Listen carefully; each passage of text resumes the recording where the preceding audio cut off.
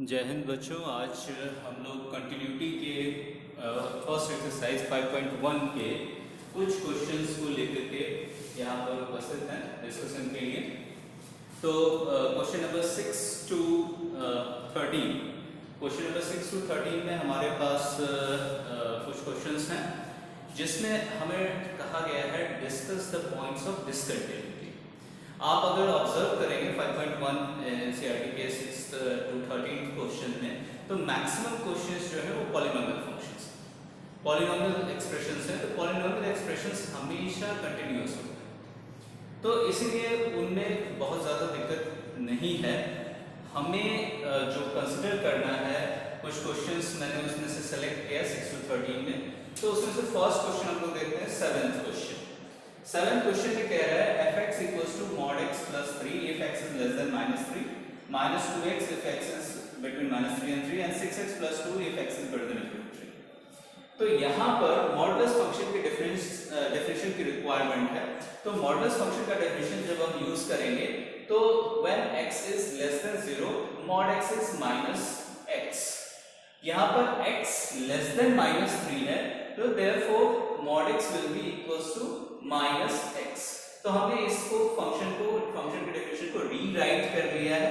तो रीराइट करने के बाद यानी मॉडुलस फंक्शन के डेफिनेशन को यूज करने के बाद ये आ गया -x plus 3 if so and बाकी चीजें अनचेंज रहेगी। तो यहाँ पर पॉइंट ऑफ डिस्कशन जो है, तो ये एक पॉलिनोमियल फंक्शन है फ्रॉम -∞ to -3, पॉलिनोमियल फंक्शन है फ्रॉम -3 to +3, ये पॉलिनोमियल फंक्शन है फ्रॉम 3 to ∞। तो यहाँ तक बहुत ज्यादा आपको प्रॉब्लम नहीं इन इंटरवल्स में। तो संभावना कहाँ है डिसकंटिन्यूटी होने की? संभावना है डिसकंटिन्यूअस होने की -3 पे, जहां पर फंक्शन का डेफिनेशन चेंज हो रहा है। -3 से पहले आपका डेफिनेशन है -x plus 3, और -3 से जब x बड़ा हो रहा है तो डेफिनेशन -2x। फिर इसमें दूसरा चेकिंग पॉइंट आपका होगा 3 से जब छोटा है x तो आपका डेफिनेशन है f(x) = -2x, और जब 3 से बड़ा है तो आपका डेफिनेशन है 6x plus 2।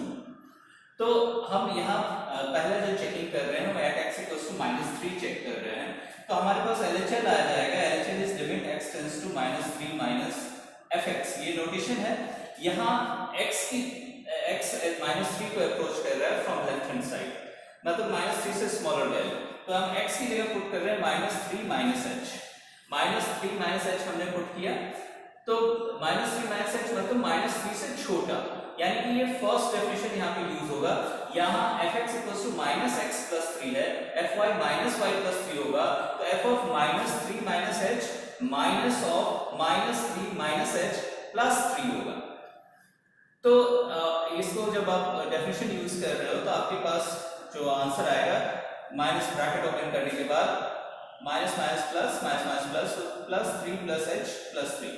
लिमिट पुट करने पर h की जगह अगर आप 0 लिमिट पुट करते हो तो आपका आंसर 6 आ जाएगा। तो LHL आपका 6 आ गया। अब हम RHL की तरफ बढ़ते हैं।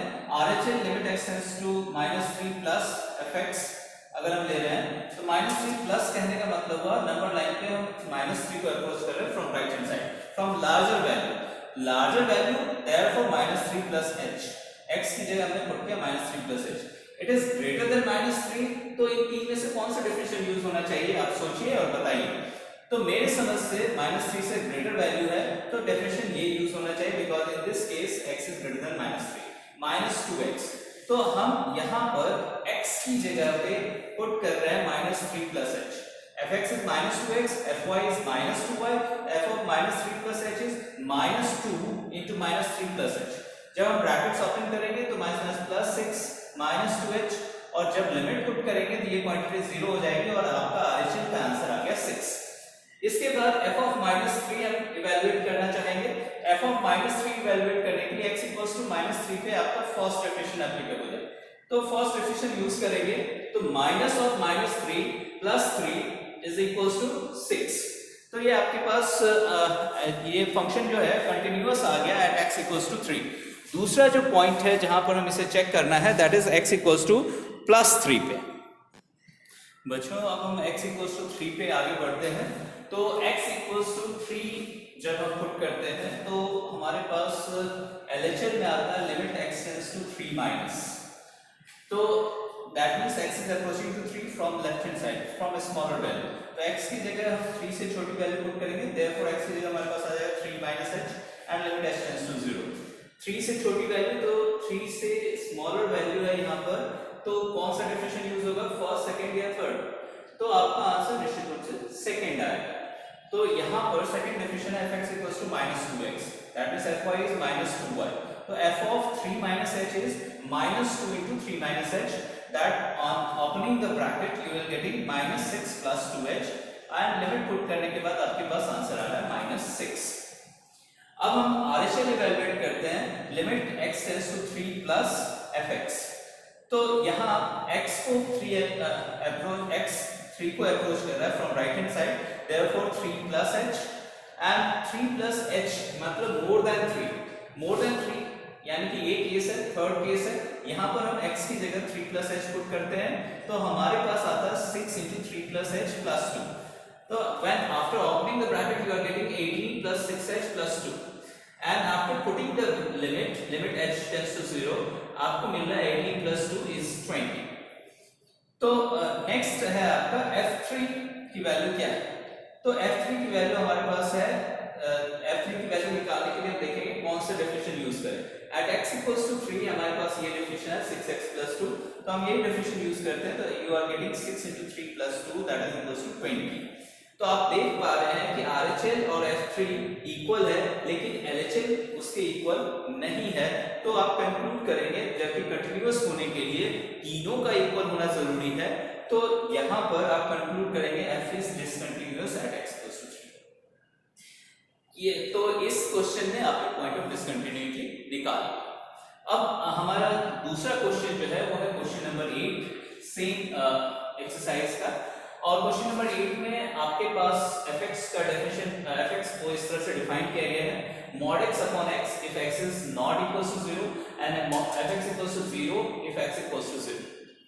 तो यहाँ पर बच्चों आप not equals to 0 का क्या मतलब है, not equals to 0 का मतलब ये है कि x या तो 0 से छोटा हो सकता है या 0 से बड़ा हो सकता है।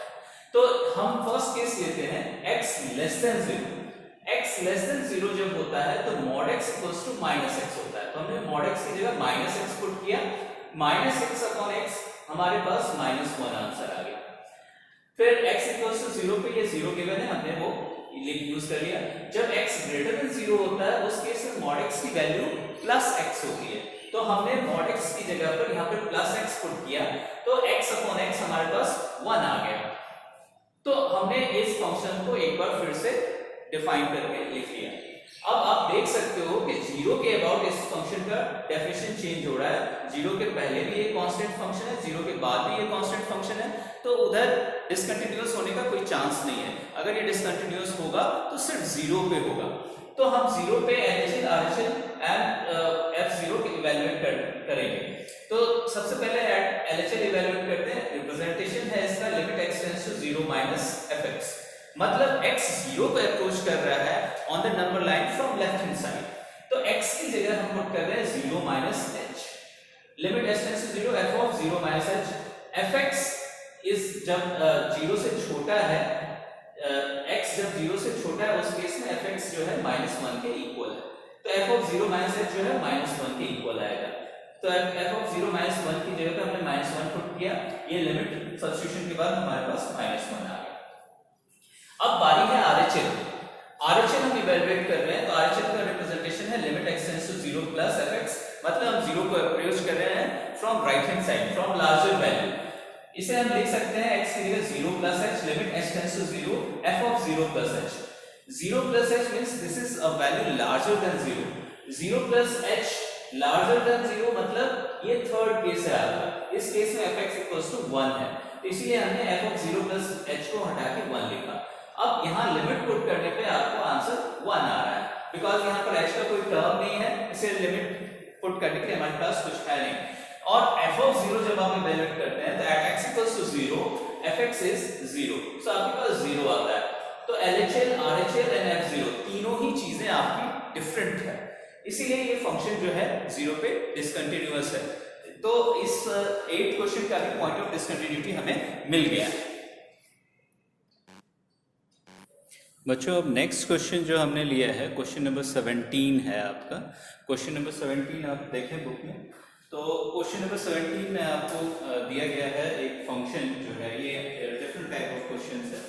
तो इस एक्सरसाइज में मेनली दो ही टाइप ऑफ क्वेश्चंस हैं। एक फंक्शन जिसमें क्वेश्चन है जिसमें आपको point of continuity and discontinuity evaluate करना है, और दूसरा टाइप ऑफ क्वेश्चन है जिसमें आपको ऑलरेडी फंक्शन कंटिन्यूअस दिया हुआ है और या तो आपको उसमें गिवन कांस्टेंट्स के बीच में रिलेशन निकालना है या उनकी वैल्यू फाइंड आउट करनी है।